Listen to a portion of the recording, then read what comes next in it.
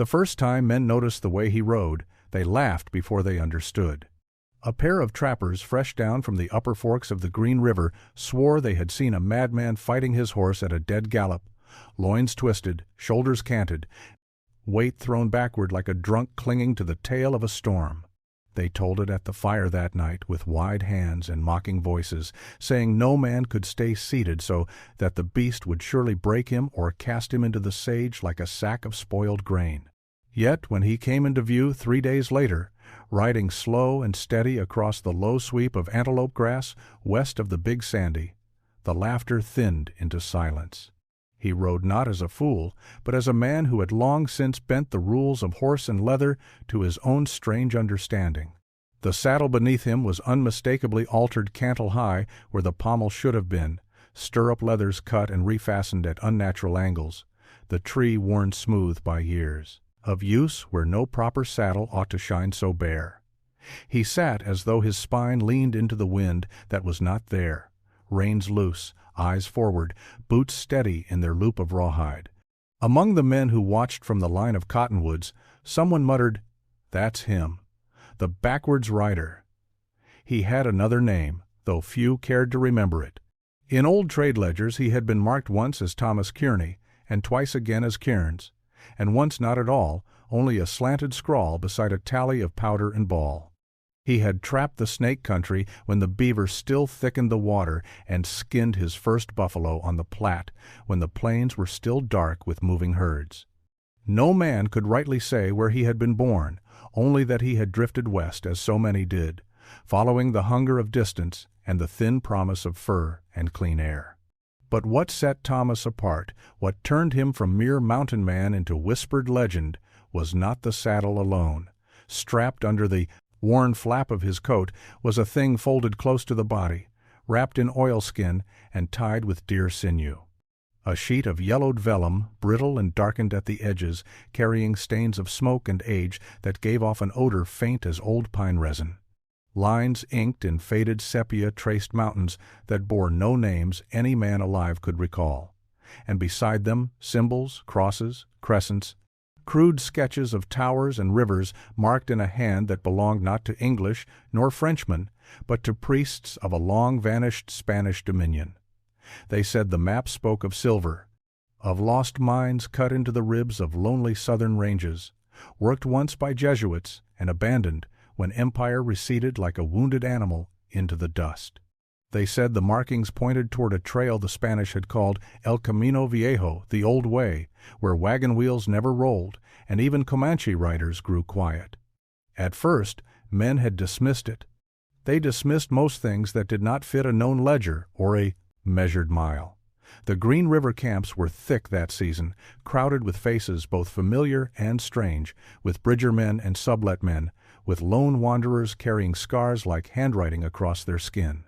Every fire was aflame with rumor, new crossings, better streams, winter forage, Indian sign, and always some mad tale of gold or Spanish treasure. "This one's no better than the rest," old Ransom Pike had said, sharpening his knife on a river stone. "Map that smells like smoke and saints? I'll take beaver teeth and clean water over ghost silver any day." Others agreed, nodding into their tin cups, calling Thomas fool or dreamer, saying his backward saddle was the sign of a mind long warped by sun and solitude. They wagered in quiet moments how long before the trail broke him, how soon the horse would throw him into some arroyo and leave the map to rot with his bones. Thomas said nothing to such talk. He had learned early that the frontier was a loud place, and pride carried like sparks on dry grass. He rode where he chose, he drank when he must, he spoke rarely and only when words were needed. On the edge of the Spanish Trail, where trade wagons crept like insects through dust and thorn, he made camp alone one night beneath a sky so clear it seemed cut from cold glass. His horse stood tethered, breathing slow, while Thomas ran his hand along the strange saddle-tree, testing the rawhide lashings that held the altered frame in its improbable shape. It had taken him 3 seasons to perfect the balance, another 2 to trust it fully. The design was born not from madness, but necessity, a way of shifting a rider's weight so a horse might break and turn faster under pursuit, so the spine could hold strength longer on cruel ground. He had learned that truth the hard way, running wolves through narrow gullies and outriding Pawnee riders who knew every bend of the prairie better than prayer. He had fallen, he had bled, but the saddle had held him where no ordinary rig ever could. When men asked why, he would only say, "A horse listens when a man learns how not to fight him." And so the name stuck. Backwards, said half in jest, half in wary awe. It was near the mouth of a shallow ravine, west of the trade road, where first sparks of trouble stirred. A small party of rival trappers had taken notice of Thomas's direction men from Bent's loose network, hungry for advantage and quick to scent profit like coyotes near a carcass. They watched his path, marking his pauses, noting the distance between his camps and the telltale way his hand lingered near the wrapped map when he studied the horizon. "You think he believes it?" one whispered. "That old paper's worth more than his hide?" "I think he doesn't care what we believe," another replied. The wind rose late that afternoon, carrying sand so fine it crept between lips and teeth. Thomas rode on without pause, his silhouette bending, strange and deliberate, against the gold-burned ridge of land. Behind him, unseen and unspoken, eyes followed, measuring, waiting, calculating the moment myth might turn into something sharp and real. And so, on the bare bones of a fading empire and the stubborn spine of a rider rejected by common rule, the frontier quietly leaned closer to a story it had not yet learned to fear. No man admitted, afterward, to being the first who truly believed it. Belief came in quieter ways on the frontier, seeping in like damp through a boot sole until a man found his foot soaked and could not say when the ground had turned wet. At first the map had been nothing more than a curiosity, a thing whispered over like a parlor ghost story told too close to the fire. But as the days lengthened and Thomas Kearney held his course with a certainty that ignored both trail and common custom, a different tone crept into the camp voices. They spoke now less of whether the map was false, and more of how it had come into his hands. Some claimed he'd taken it off the body of a dying Spaniard beyond the Sangre de Cristo range, a man whose lips cracked open only once to whisper of silver and absolution. Others said it came from a mission priest buried along the San Juan, where the bells had rung only once before thieves and history swallowed the place whole. Charles Larpenteur had written that many of these tales grew from boredom and whiskey, and yet he also noted that every great journey of the mountains began as a story no sensible man believed. Thomas offered no correction. The truth, as he remembered it, was quieter and more stubborn than legend. Years earlier, when the century was still learning to walk west, he had wintered near a broken adobe ruin south of Taos, where wind sang through collapsed beams like breath through the ribs of the dead. There, half buried beneath stone and ash, he had found the oilskin bundle sealed in rotted leather, the cord snapped with time. Inside lay the vellum, brittle as dry leaves, stained with soot as though drawn and hidden in the same hour a roof had burned and fallen. The smell had struck him first, old smoke and something faintly sweet, like resin steeped too long in sun. The ink bore the curl of Spanish hand and the deliberate precision of men who mapped more than land. Across the paper sprawled symbols that carried the weight of ceremony, crosses not of simple faith, but of territorial claim. Saints sketched with faces worn by distance, and a trail marked with the careful authority of one who had walked it and meant to return. In the journal Thomas kept folded in his pack, the same one he stitched from scraps traded off a half-breed near Bent's Fort. He had written only one line that winter. "Found a paper today that smells of fire and time. If it lies old.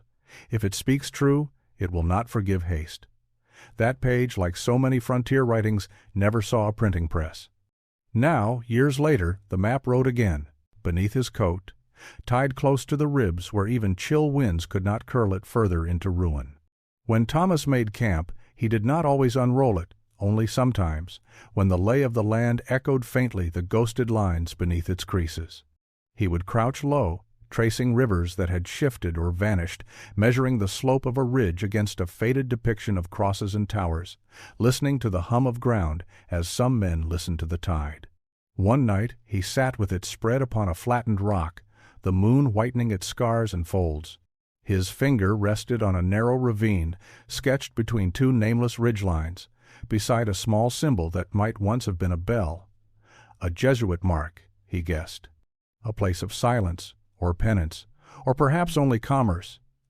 Behind him, a shadow shifted. "You mean to tell me that scrap of burned skin is worth the miles you're wandering?" came a voice. Low. Amused. Thomas did not look up at first. "Worth isn't the right measure," he said. "Only whether it knows the ground better than I do." The man who stepped closer was Silas Morrow, a lean-faced trader known for his fine powder and finer appetite for rumor. His buckskins were clean, his horse well kept, and his eyes sharp as a hawk's beak. "I hear tell it points to Spanish silver," Silas said, squatting beside him. "Enough to buy a river bank and still sleep dry." "I hear many things," Thomas replied. "Most of them die the morning light touches." Silas snorted. "You ride like a man fleeing his own shadow and study paper like it's scripture. You don't expect folk not to look close." Thomas finally rolled the map back into its oilskin. "Men look close at anything they aren't brave enough to carry themselves." The trader grinned, but his gaze never left the bundle. By dawn, more eyes had begun to follow Thomas than just Silas's. The talk of Jesuit mines and forgotten Spanish veins had floated out beyond the Green River line, mixing with older maps, half-memories, and the slow, eager hunger of men who knew that fur alone would not make them rich, only alive. Yet still, for every spark of curiosity, 10 voices rang with doubt. "Spanish left no treasure worth the sweat to dig it," muttered a Crow scout passing through camp. "If it shined that bright, my grandfathers would have found it." Others laughed and agreed, stamping it as another madness of white men chasing glitter instead of water. But Thomas did not answer them either. His saddle creaked as he mounted, the strange reversed frame catching the morning light as though daring the world to judge it again. He rode out slow, guiding his horse south and west, past the last cottonwood and into land where trails thinned and the earth began to remember older names. Behind him, boots stirred, horses snorted. Quiet calculations formed where laughter once lived. The map that smelled of ash had begun, at last, to speak loud enough that men could not pretend it was only paper. It began with nothing more than a wager spoken too loudly and a horse that could not stand still. 2 riders from the upper Sweetwater had ridden into the mouth of the valley before noon, dust hanging off their buckskins and sweat darkening the seams of their hats. They had brought word of a Blackfeet raiding party seen further north, and a trader's wagon bogged near the granite rises west of the Platte. It was common talk, the sort that passed from mouth to mouth without owning any man in particular, but it stirred a quick restlessness among the younger hands who still believed speed was a cure for all frontier ill. One of them, a sharp-faced youth called Harlan Briggs, leaned back in his saddle and tipped his chin toward Thomas. "Reckon no man here rides faster than me from this rise to the bend of that creek," he said, grin thin as green grass.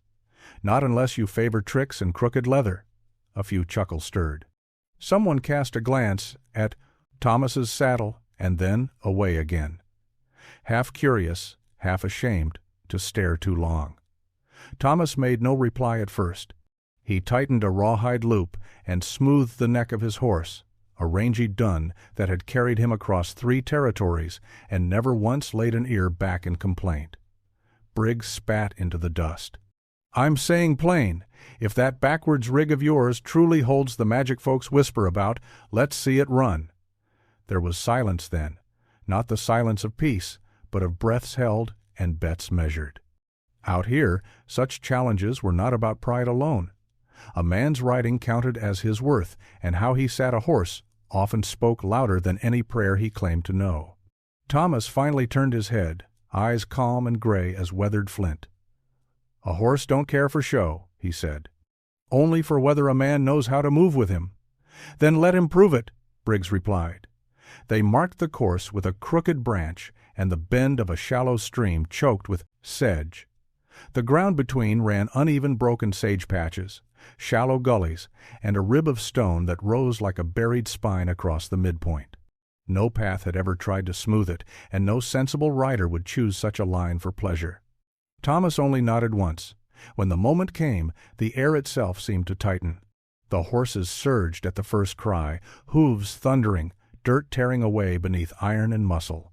Briggs leaned forward, body low, reins pulled sharp and closed the proper seat, the kind taught to boys before they had ever learned to listen. Thomas did the opposite. He shifted back, spine settling into the strange curve of his reversed saddle, weight falling not over the beast's shoulders but onto the hindquarters where strength gathered like coiled wire.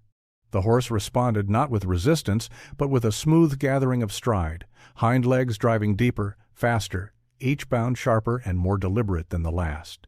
Midway across the stone ridge, Briggs's mount lurched, the forward-pulled posture throwing weight too far past the line of balance. Hooves slipped. The man swore. He recovered, but the rhythm had already broken like a stick under boot. Thomas never changed his posture. His hands remained steady, almost idle. He guided with knees and breath, allowing the horse's back to rise and fall as though both rider and animal shared the same pulse beneath skin and leather. By the time they reached the creek bend, Thomas was half a length ahead, his horse sliding clean and controlled through the narrow bank, while Briggs reeled in dust and frustration behind him. A low murmur rolled through those who had watched from the rise. That day the whispers changed. Not because Thomas had won, for wagers meant little beyond passing time, but because men had seen what they had long denied, that the strange saddle was no madness, it was design. A brutal, patient understanding born from miles of learned pain and quiet observation. The reversed cantle cupped the rider's back, stabilizing him at full speed. The altered tree forced the weight where a horse could turn sharp and hard without breaking stride. That night, tracing the firelight, a few older hands studied it closer, their expressions tight with reluctant respect. One muttered, "Man rides like he's leaning on tomorrow." Another only nodded.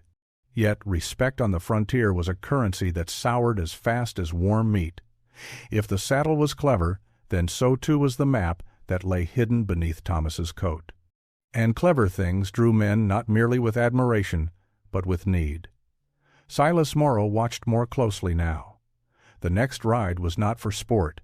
3 days later, word came of a bandit party skirting the trail near a shallow pass southwest of Independence Rock. A trader's boy had been taken, the wagon rifled, the harness slashed as though by spite alone. Several men volunteered quick pursuit, eager to reclaim goods that were never truly theirs to lose. Thomas did not volunteer. He only saddled his horse and turned its nose toward the thinning trail where shadow gathered between stone folds. 2 men rode after him without asking. The pursuit that followed would be spoken of in quiet corners for years. Over broken ground, where every rock cut like teeth and every slope turned treacherous beneath hooves, Thomas guided his mount with a deliberation that looked slow, but carried speed hidden inside every measured stride. He did not gallop blindly. He ran as water runs, bending, sliding, yielding only when ground asked it. By dusk, his followers had vanished behind ridges, and the only sound that remained was the steady drum of his horse breathing into the cooling wind. Thomas crested a narrow rise and looked down upon the shallow pass, where hoof marks and torn earth told an older story. He did not draw his rifle. He did not shout. He only waited, listening to the land as the Jesuits once had, as trappers learned when noise alone meant death. When he turned back toward the darkening west, there was no boy rescued, no bandit caught, but the path ahead was clearer all the same. No man tried to race him again. Because the truth had settled like heavy frost upon the camp, there was no seat on the frontier that could follow where the backwards rider chose to go. The land changed character the farther Thomas Kearney rode from the familiar breath of the Green River. Grass thinned into brittle clumps, clinging stubbornly to soil, the sun had hardened like keyline-fired clay. The air grew drier, sharper, carrying with it old scents of dust and mineral that spoke less of fur and more of stone. Even the birds seemed fewer, their songs replaced by the long hush of wind moving through forgotten country. He crossed places where no American ledger held record, where only broken Spanish words and half-erased hoof-paths suggested that men had passed before and vanished after. The trail here was older than the flags that fluttered, over trade posts, and younger than the scarred ridges that had watched the Jesuits carve quiet corridors through wilderness for purpose unknown to those who remained. Beyond a shallow basin of red-veined earth, Thomas halted upon a narrow rise and surveyed the ground before him. A dry arroyo cut westward like a pale wound, its edges lined with pale stones sunken deep into sediment. Further still, the faint outline of adobe walls slumbered beneath climbing sage, a square forgotten by the years, its roof long swallowed by wind and silence. A mission remnant, perhaps, or only the bones of some small crossing post abandoned when empire receded southward. Thomas slid from his saddle and drew the map from beneath his coat, letting it catch the shy light of late afternoon. He compared the crude hatchings of rivers long displaced with the soft curve of land before him, tracing the path drawn by Spanish hand with careful thumb. The ridgeline rose to match the faded slope on the vellum. A narrow crossroads, faintly penciled on the map, corresponded with the shallow trough, now carved into the dust, where a trail once breathed heavy with wheel and oxen. He felt the truth of the land settle into his throat like dry air. Behind him, hoofbeats stirred, slow and measured. He did not turn at once, though he knew by rhythm whose presence approached. Silas Morrow dismounted with care, eyes thoughtful now, voice stripped of its earlier jest. "You've led us far beyond common trade grounds, Thomas." "I didn't ask for company," Thomas replied. Silas nodded. "No, but men follow promise, even when it walks silent." The map fluttered between Thomas's fingers as a gust pulled at its corner. He rolled it back into oilskin without ceremony and returned it to its place beneath worn hide. Past them, the earth tapered into narrow folds where ravines whispered and shadow pooled. It was there the land grew solemn, as though aware it carried memory too heavy for careless feet. They pressed onward, riding into terrain that even seasoned trappers approached with caution. Sagging stone markers rose unevenly at intervals, some marked by faint crosses carved into their skin, others bearing only weathered marks that no man living could decipher. The Spanish had walked here once, those who sang hymns beneath canvas and carved shafts through earth in search of grace and ore alike. Thomas halted often, making small observations. A scrape here, a scatter of shale there, old iron nails half buried beside what may once have been a forge or altar. Each sign aligned faintly with the whispers of the map, confirming not destination but direction. Silas watched him without speaking now, as though the land itself had quieted his tongue. By the third day's ride they entered ground that even the Comanche avoided, save when necessity demanded. The canyon walls pressed close. Wind twisted through narrow recesses like breath through hollow bone. A cold settled where the sun did not reach, carrying with it a chill that begged memory older than fur and coin. Thomas camped beneath a narrow overhang of stone, his fire small and disciplined. The horse stood close, ears pricked toward unseen sounds beyond the drop. Silas crouched opposite, staring into the low flames as if searching for shape in chance. "You ever consider turning back?" he asked quietly. Thomas did not look up. Only men who doubt the ground ask for its permission to leave. Beyond the light, unseen figures watched. They kept to shadows, silent and wary riders who knew this country not by rumor but inheritance. Ute men moved between rock and brush without sound, observing these trespassers who walked where empire once fell away. They did not speak that night. They did not announce judgment. They saw only strangers following lines older than themselves and older than Spain. When Thomas rose at dawn, he found a single feather laid near his saddle, not threat, not welcome, but recognition. He left it where it lay. The path carried them higher, narrowing until hoofprints echoed off stone. Alice blue sky broke above cliffs, sharp as splintered bone. And then, as the sun crested, the land opened suddenly into a small, concealed basin slit between jagged ridgelines, a hollow untouched by wind or road. Thomas reined in slowly, breath shallow now, heart steady. A faint structure stood across the far side of the basin, crumbled stone, rusted iron fragments. A wooden brace, long rotted down to toothless splinters. He did not speak. Silas swallowed once, voice hushed. "You think this is it?" Thomas looked long upon the scarred cliff face behind the ruin, eyes narrowing as they traced the faint mark of a sealed shaft concealed by time. "No," he said at last. "This is only where they once believed." And the land, ancient and patient, seemed to draw breath around them, waiting for the moment when belief would be tested by iron and hand. The basin held a silence that felt deliberate, as though even the wind had learned to step lightly there. No grass moved, no bird crossed overhead. The air itself seemed to press downward, cool and faintly metallic, carrying a taste that reminded Thomas of old coins and river stone scraped raw. He rode forward at a walk, every muscle in the horse set tight with awareness. The creature knew this ground was not made for careless charge. Silas followed a few lengths behind, his usual restlessness tempered by the solemnity of place and stone. They came nearer the broken structure. The walls were built from rough-hewn blocks, stacked with care, and now collapsed in slow surrender, each stone worn smooth by weather and the patient clawing of time. Rusted iron straps lay twisted among the rubble, and near the base of the cliff, a timber beam, once squared true, now sagged like a broken limb. Thomas dismounted without hurry. He moved closer, studying the faint marks where chisels had once bitten into rock.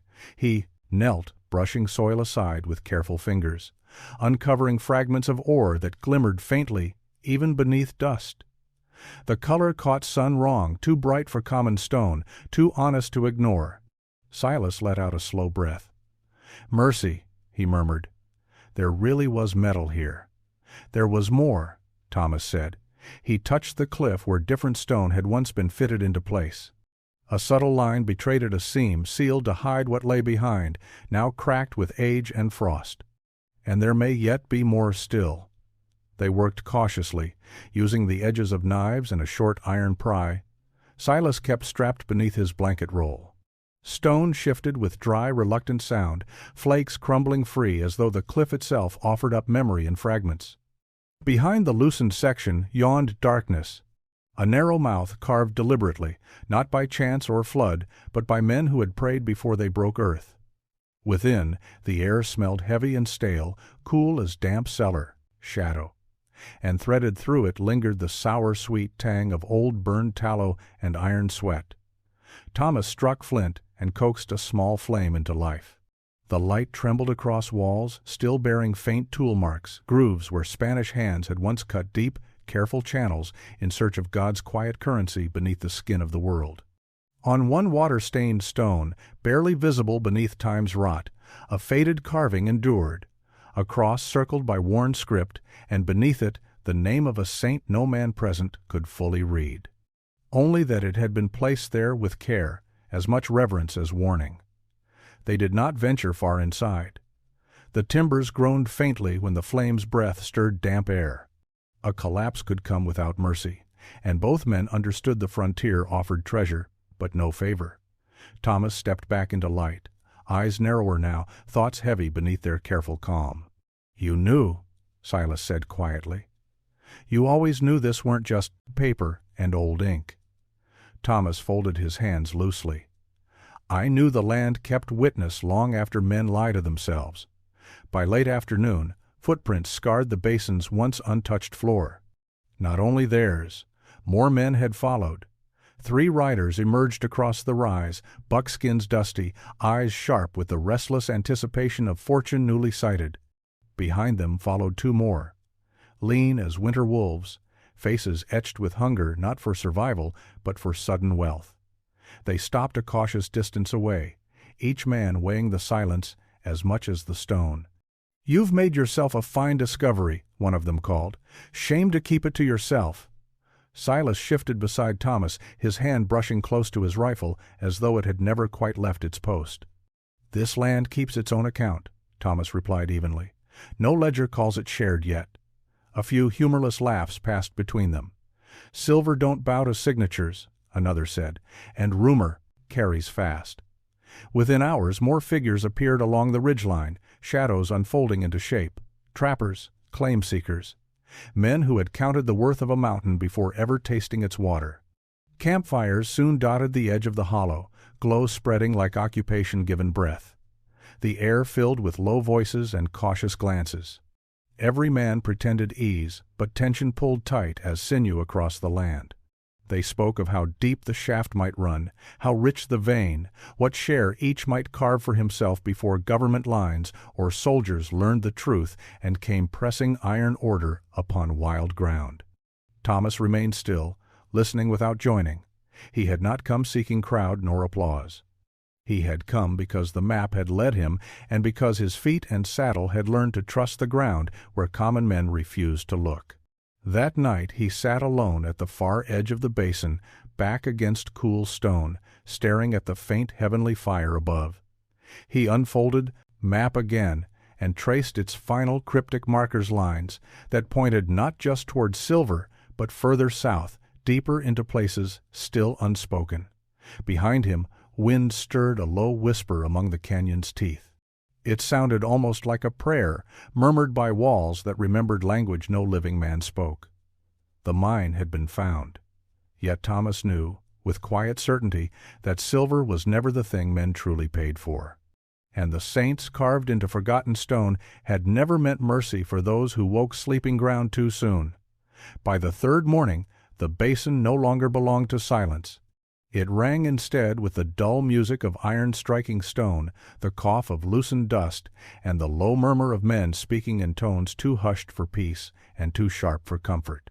Where once only wind had touched the ground, now boot heels scarred it, and crude picks rose and fell with growing hunger against the ribs of the cliff.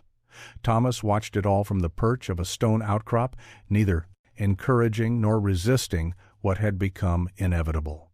The saints, carved into the mine's mouth, stared down with worn indifference, their gentle stone faces now witnessing the same familiar cycle they had seen centuries earlier: belief, discovery, ruin. Silas approached him with a folded strip of silvered ore in hand, eyes glinting in a way Thomas had not seen before. "It's true metal," he said.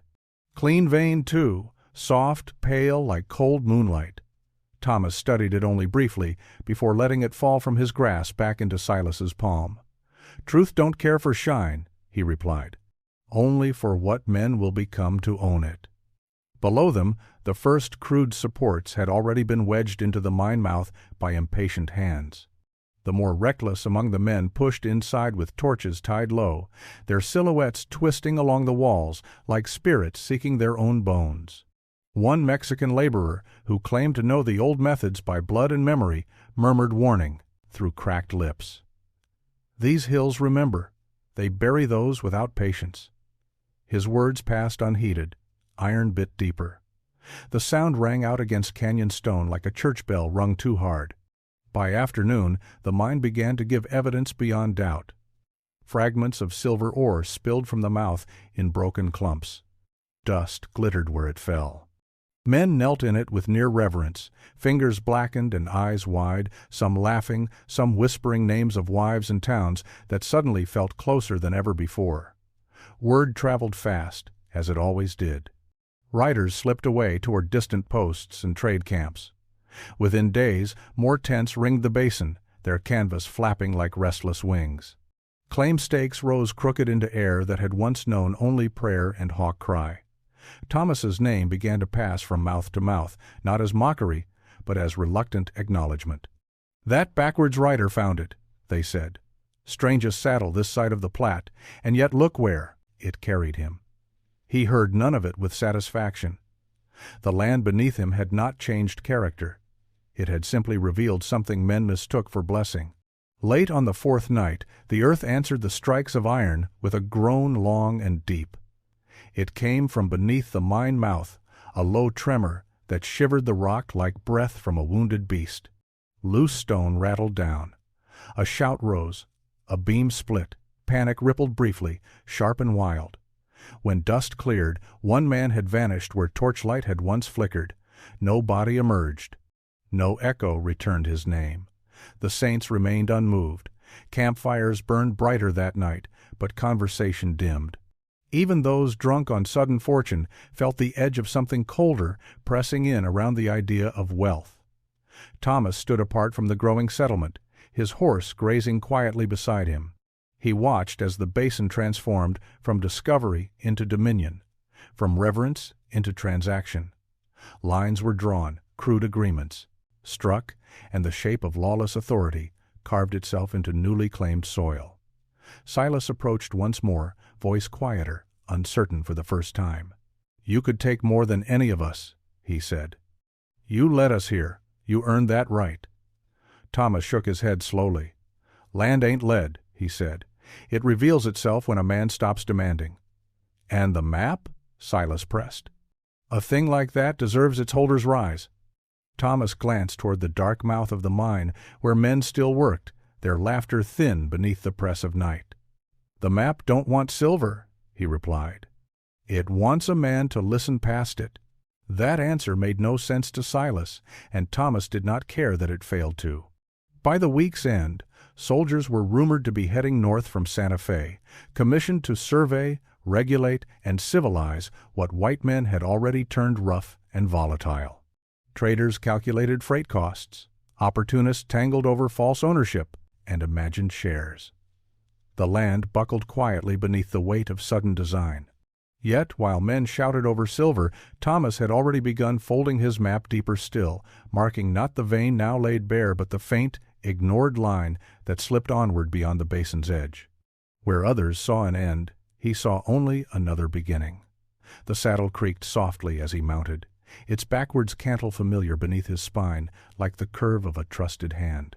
His horse lifted its head toward the path that led farther south, deeper into high and narrow places where no hammer echoed yet.